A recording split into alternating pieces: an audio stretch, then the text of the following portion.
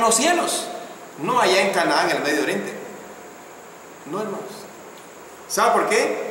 Porque las promesas que contempla el Nuevo Testamento, el nuevo pacto de Dios hecho a través de Jesucristo con todas las naciones, es superior, es mejor que el primer pacto. Aunque el primer pacto también lo dio Dios, pero el segundo igualmente lo dio Dios. Él es el que da la ley. Él quitó la ley antigua de que dio por medio de Moisés. Ahora Él viene y envía. Eso ya lo vimos en el estudio pasado. Él envía a un nuevo profeta. Ese nuevo profeta es Jesús. Y a través de su Hijo, Él dice, a Él oigan. Aleluya. ¿Por qué palabras vamos a ser juzgadas en el día posterior, hermanos? ¿Por las palabras que dice Moisés? ¿Por las palabras que dijeron los profetas? ¿O por las palabras que Cristo trajo? Las palabras juzgarán. ¿Sí? ¿Y qué palabra? ¿La palabra de quién? De Jesús. Sí, la palabra que Cristo trajo. Gloria a Dios. Entonces dice acá, hermanos, pero ahora tanto mejor ministerio es el suyo, cuanto es mediador de un mejor pacto establecido sobre mejores promesas. Porque si aquel primero hubiera sido sin defecto, ciertamente no se hubiera procurado lugar para el segundo. ¿Para qué el Nuevo Testamento si con el primer testamento bastaba? Hermanos, hoy día cuando millares de creyentes siguen guardando leyes que Cristo ya abrogó, que Cristo quitó, clavó en la cruz, aún siguen guardándolas. Ellos entonces están desestimando que el nuevo pacto es superior. ¿Vean? No creen que sea superior el Nuevo Testamento. Entonces, si este Nuevo Testamento realmente no hay que servirlo, entonces ¿para qué vino Cristo? Díganme. ¿Podíamos ser libres de las obras de la ley? Perdón, ¿podíamos ser salvos con las obras de la ley? No. Si podíamos ser salvos, entonces ¿para qué vino Cristo y murió por nosotros? Porque no éramos. Porque no podíamos ser. Entonces era necesario que el Señor viniera y que muriera en la cruz para poder librarnos de la condenación. Escuchen lo que dice aquí. Con Cristo estoy juntamente crucificado y ya no vivo yo, mas Cristo vive en mí. Y lo que vivo ahora en la carne lo vivo en la fe del Hijo de Dios, el cual me amó y se entregó a sí mismo por mí. No desecho la gracia de Dios, pues si por la ley fuese la justicia, entonces por demás murió Cristo. Por eso dice aquí Hebreos capítulo número 8. Porque si aquel primero, o sea, si aquel primer pacto hubiera sido sin defecto, ciertamente no se hubiera procurado lugar para el segundo. ¿Entendemos? Amén. Tenía defecto el primer pacto. Sí. Pero como tenía defecto, ¿cuál era el defecto? Bueno, el sacrificio de los animales, la sangre de los animales no podían quitar el pecado. Temporal nada más. ¿Sí? ¿Cuál era el otro defecto? Que los hombres no podían cumplir con los requisitos que imponía esa ley. No podían. Entonces, mi hermano amado en el Señor, el Antiguo Testamento era una sombra, era una figura. La realidad, la verdad, es Cristo Jesús. ¿Por qué seguir guardando mandamientos que son sombra? ¿Por qué seguir justificándonos? Es decir, algunos dicen pues, que yo diezmo, yo doy primicias, yo guardo el sábado, yo llevo a cabo las fiestas de los tabernáculos, la fiesta de las trompetas, las fiestas de los panes ácimos, la Pascua, me abstengo de comer esto, no como aquello. ¿De qué les sirve a ellos guardar sombras? Todo eso es sombra. Colosenses 2:17. La realidad es Cristo, hermanos. El Nuevo Testamento es suficiente y ahí está la ley de Cristo. Ahí está lo que Dios ordena para que el hombre sea salvo. Cuando el Señor Jesucristo comisionó a sus discípulos, les dijo: vayan por todo el mundo y hagan discípulos a las naciones, bautizándolos, enseñándoles todas las cosas que yo les he mandado. Miren, los apóstoles iban a enseñar lo que Cristo mandó. Luego entonces nosotros y todo cristiano en cualquier parte del mundo va al Nuevo Testamento para ver qué es lo que Cristo mandó. Cristo mandó el que creyera y fuera bautizado. Cristo mandó arrepentirse, confesar su nombre, perseverar en su doctrina, guardar los mandamientos que están en el Nuevo Pacto. No guardar mandamientos que Él mismo clavó en la cruz. No ir allá a la época cuando en el Sinaí dio Dios la ley. No, hermano. Dice la palabra del Señor en el versículo número 8 en adelante de Hebreos. Ya vamos a concluir en breve. Porque reprendiéndolo dice: he aquí vienen días, dice el Señor, en que estableceré con la casa de Israel y con la casa de Judá un nuevo pacto. No como el pacto que hice con sus padres el día que los tomé de la mano para sacarlos de la tierra de Egipto.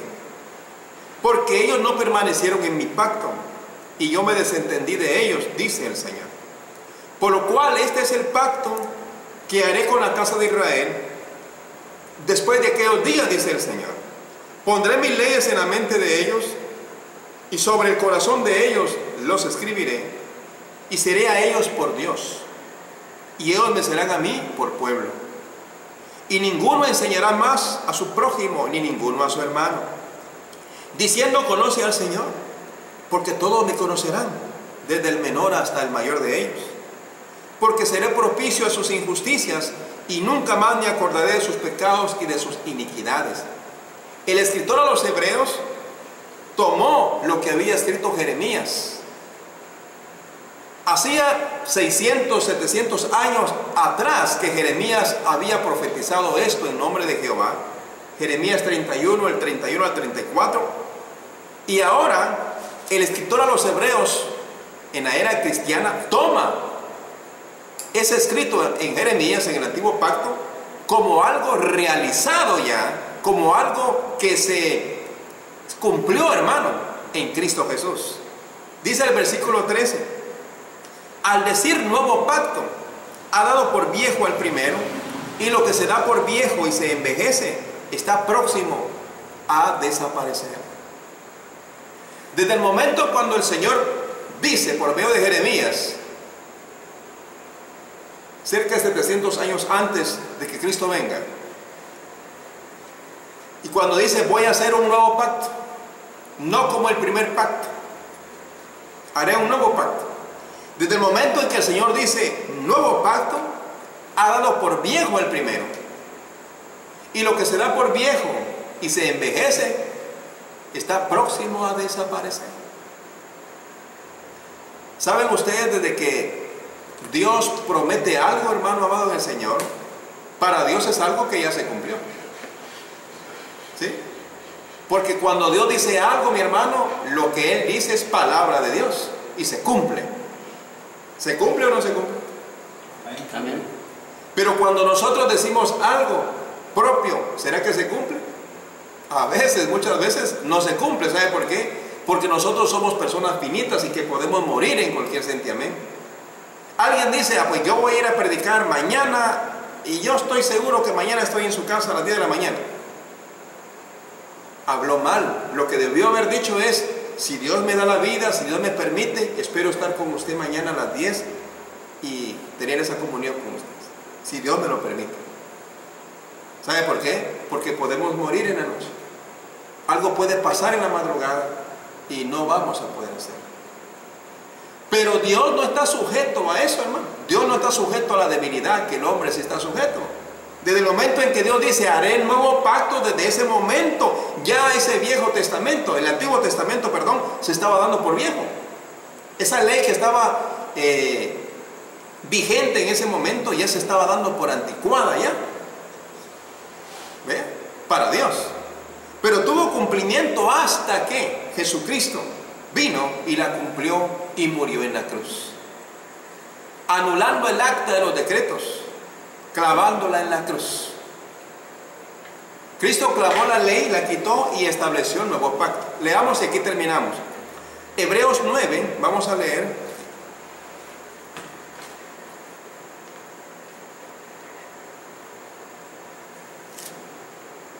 Vamos a ver versículo número 11 hasta el versículo, vamos a leer 16, al 17 vamos a leer. Hebreos capítulo 9, versículo 11 al 17. Pero estando ya presente Cristo, sumo sacerdote de los bienes venideros, por el más amplio y perfecto tabernáculo, no hecho de manos, es decir, no por mano de hombre, y no por sangre de machos cabrillos, ni de becerros, sino por su propia sangre. Entró una vez para siempre en el lugar santísimo, habiendo obtenido eterna redención.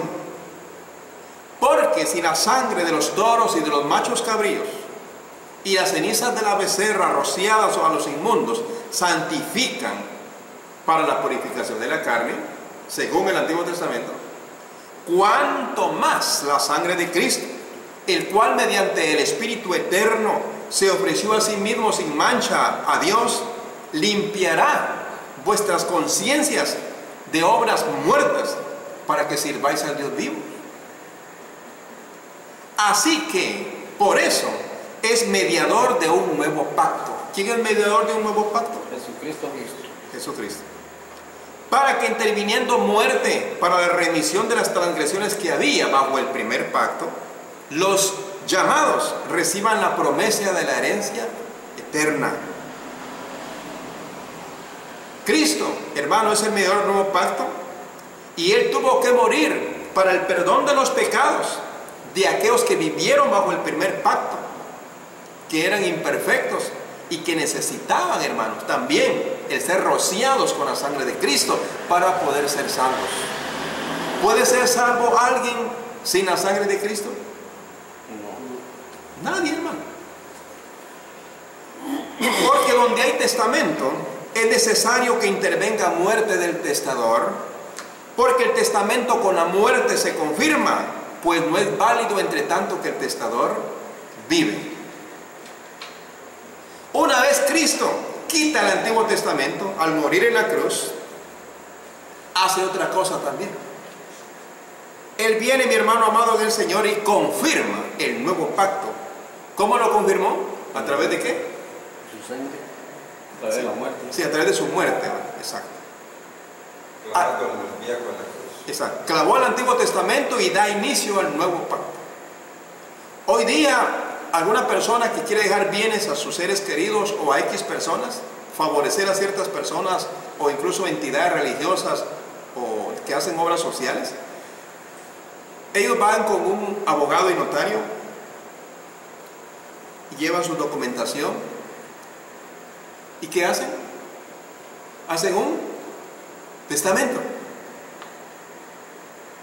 para que este abogado y notario reparta a los beneficiarios. ¿Cuándo empieza él a repartir? Cuando muere la persona, cuando muere el testador, se confirma el testamento. Mientras que el testador vive, no se puede. El abogado y notario no puede repartir esos beneficios. Lo podrá hacer una vez ha muerto el testador. ¿Es así? Amén. Pero consúltele a cualquier abogado y notario. Hay abogados y notarios que son creyentes y saben estas cosas, y podrán entender entonces lo que dice aquí la palabra de Dios. Canceló el Antiguo Testamento y dio inicio, confirmó el nuevo pacto. Él es mediador de un nuevo pacto. Él no es mediador del viejo pacto. El Antiguo Testamento quedó clavado en la cruz. ¿Saben quién fue el mediador en el Antiguo pacto? Fue Moisés. Él fue fiel sobre toda su casa, dice Hebreos 3, como siervo. Pero Cristo es mediador como hijo. Gloria a Dios. Y el siervo no permanece para siempre, el hijo sí permanece. Hebreos 3. Mis hermanos, vamos a quedarnos aquí, y espero en Dios que entendamos que a quien debemos seguir los cristianos es a Jesucristo. Seguir la ley de Cristo, seguir el Nuevo Testamento de Jesucristo, seguir el nuevo pacto de Cristo. En el Nuevo Testamento, hermanos, hallamos las promesas del Señor, las cuales son superiores para los cristianos. En el Nuevo Testamento hallamos los mandamientos para la iglesia. No permitamos que se nos impongan mandatos que quedaron clavados en la cruz. No permitamos más el abuso de algunos que, enseñando mal, quieren cargarles con mandamientos que Cristo ya quitó en la cruz. No permitamos que hombres se aprovechen de nuestra sencillez o nuestro deseo de servir al Señor, permitiéndoles que nos seduzcan y nos sometan a leyes que Cristo ya quitó en la cruz y las clavó. Los mandamientos están en el Nuevo Testamento, hermanos. La doctrina de Cristo está en el Nuevo Testamento. Ahí aprende usted de que debe diezmar cada primer día de semana. No. Ahí aprende usted que debe ofrendar cada primer día de semana. Ahí aprende usted que debe de tomar la cena del Señor cada año, cada 6 meses. No, dice el primer día de la semana. En el Nuevo Testamento nos enseña, mis hermanos amados en el Señor, la forma en que debemos adorarle, y dice que debe ser en espíritu y en verdad, ofreciendo sacrificios de alabanza, es decir, fruto de labios que confiesan a su nombre. Este Nuevo Testamento nos enseña que se debe hacer todo decentemente y con orden. Es la adoración a Dios que ofrece el adorador. No es, mi hermano amado en el Señor, un centro de entretención la iglesia. La iglesia del Señor no es un lugar social, mi hermano amado. La iglesia del Señor es un ente espiritual, es el cuerpo de Cristo, por el cual Cristo derramó su preciosa sangre, y Él viene por su iglesia, y esa iglesia dice que debe de estar limpia, santa, sin mancha ni arruga. ¿Ve? Apartada de toda inmundicia, apartada de toda levadura, es decir, pecado y falsa enseñanza.